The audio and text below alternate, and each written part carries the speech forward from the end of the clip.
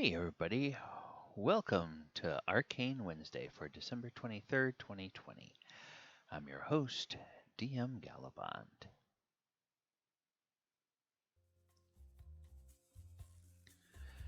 So,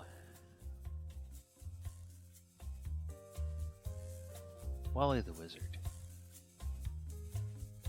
Connie the Cleric, Rachel the Rogue, Fred the Fighter were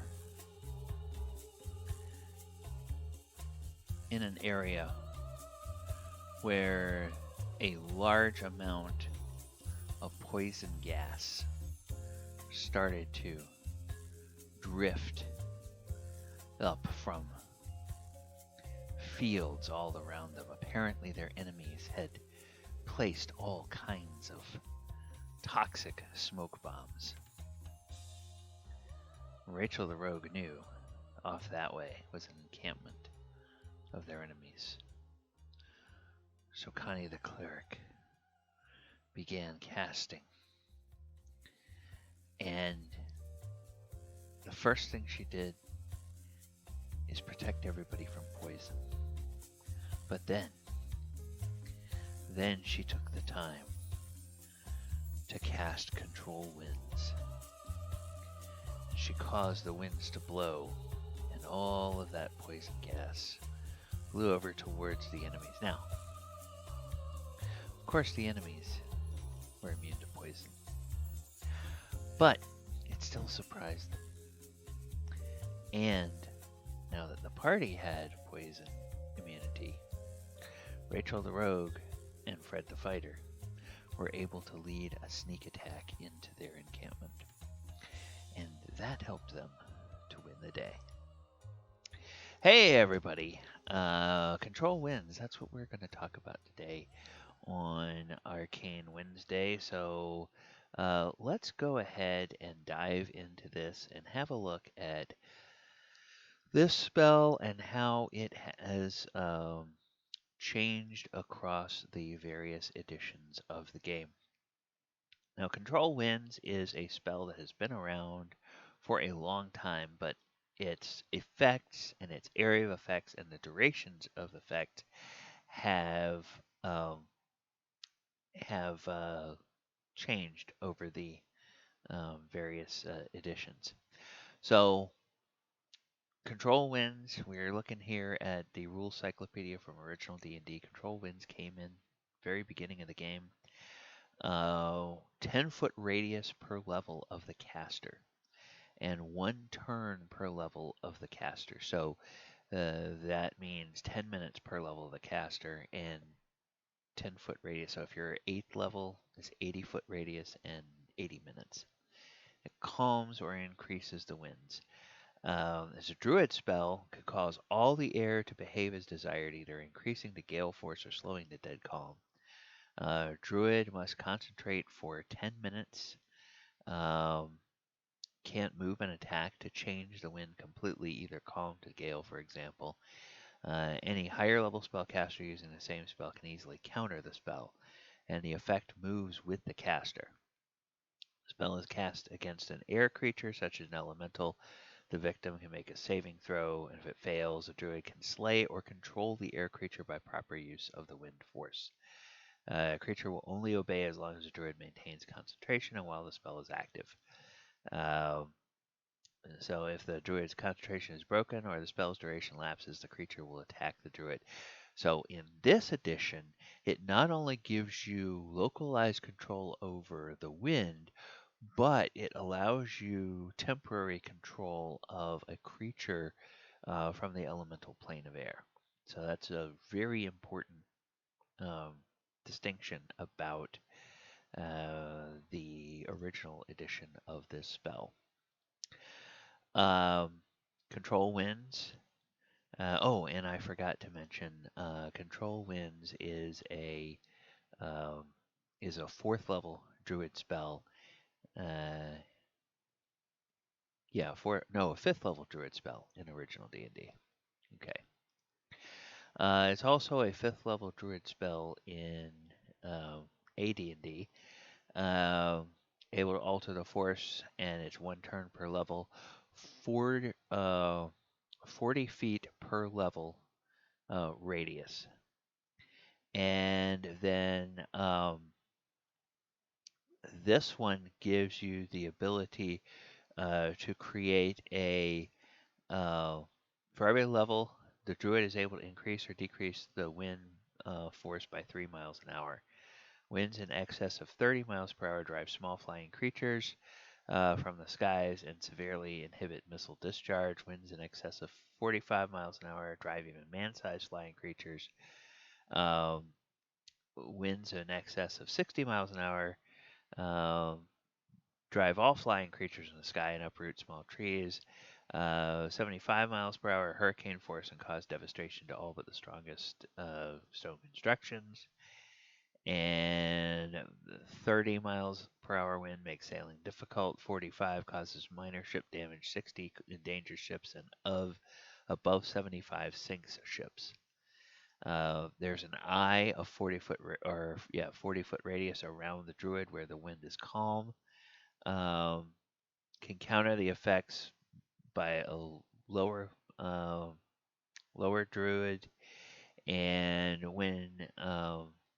so once the spell is cast, wind force increases by 3 miles per hour per round until maximum speed is sustained, and then it decreases at the end of the effect by the same duration. So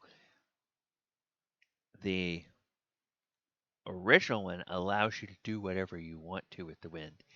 This one creates some kind of a cyclone around you and causes the winds to be of a uh, specific speed based on the caster's level.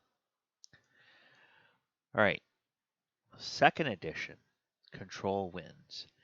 1 turn per level, 40-foot per level radius. Casting time 8 segments.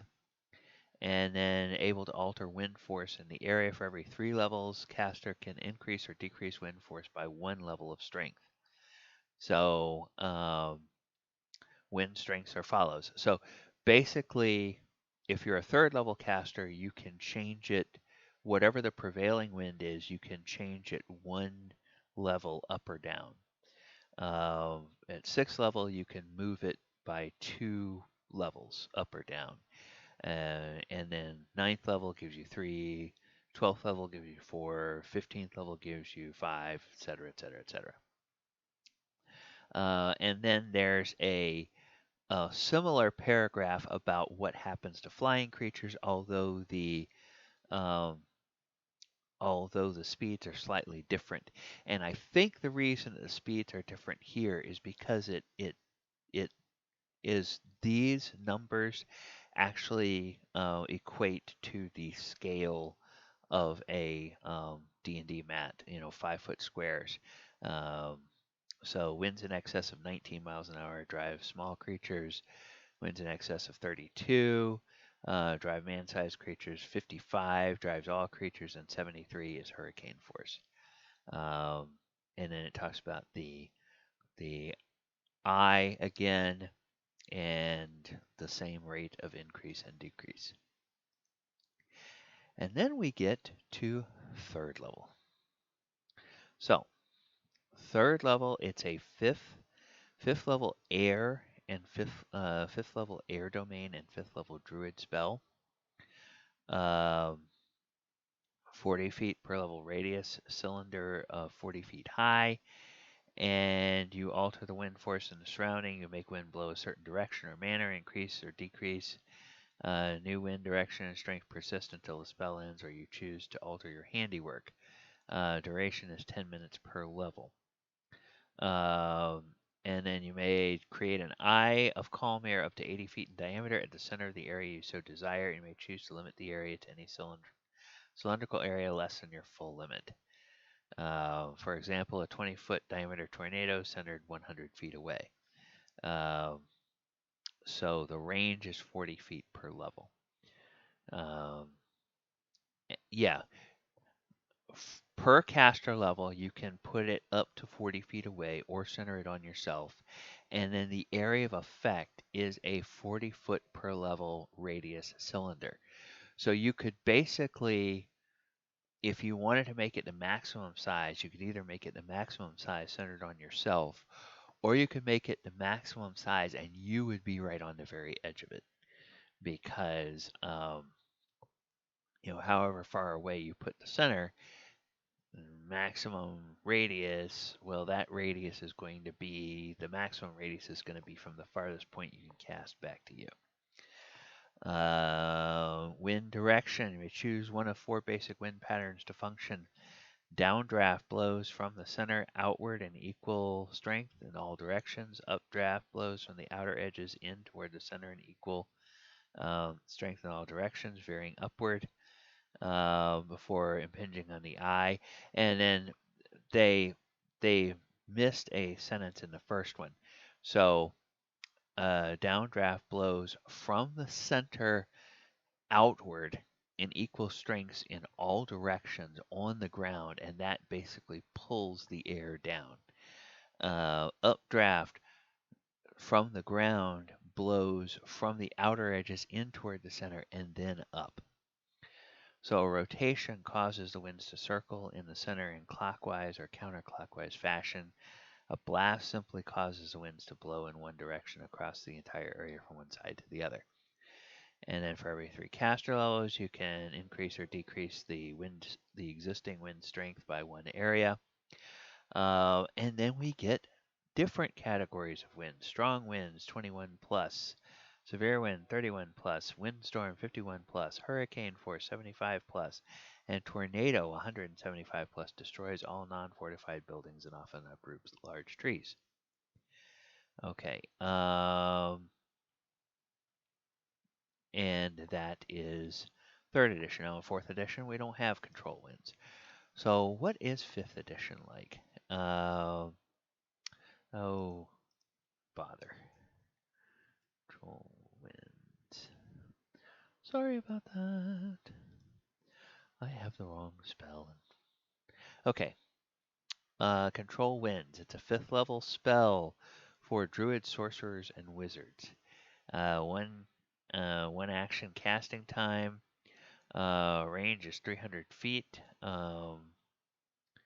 And the area is a cube, 100 feet on a side. Transmutation spell.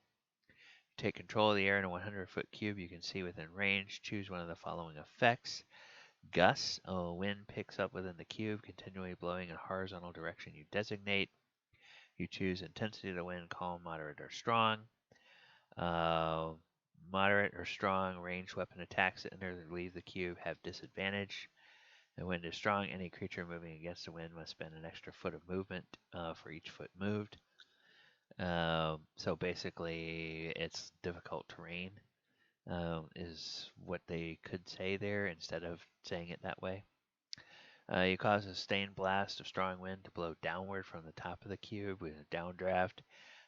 Ranged weapons attacks have disadvantage on their attack rolls. And then on a failed save, a flying creature is knocked prone. Updraft, sustained force rising up. Creatures that enter take only half damage from the fall. When a creature in the cube makes a vertical jump, the creature can jump up to 10 feet higher than normal. So, yeah, really feels like it's watered down. Duration is 1 hour and it requires concentration. So, it's very interesting how this spell has gone from original D&D, where you could do all these cool wind effects and control creatures from the elemental plane of air. And now, okay, basically you can knock down flying creatures and make them prone. So, and all of that for a 5th level spell with the same name since the time of original D&D. So there we go, everybody. That is Control Winds. Knowing the history of Control Winds gives you as a DM a little advantage maybe over your players. Also, understanding how the spell used to work may mean that if you have a player that used to play D&D a long time ago and is now back at your table and playing 5th edition for the first time, if they try to tell you something about the way a spell works and you go, that doesn't sound right, and you look it up and it doesn't match, well, they may actually be remembering the way a spell worked from an older edition and they just may not realize that the effects of the spell have changed so drastically from one edition to the next. So this is good knowledge for DMs, and it's uh, good knowledge for players to understand how spells change over time. All right. I will talk to you all later. Uh, if you normally tune in just for Arcane Wednesday, and we don't see you until next week, then have a very Merry Christmas and be safe. If you don't celebrate, then have a happy holiday season. Hope everything is well with you and yours. And until next time, um, subscribe, like the video, share the video, click post notification bell, all that good stuff. See the description for all the social media. And good night, everybody.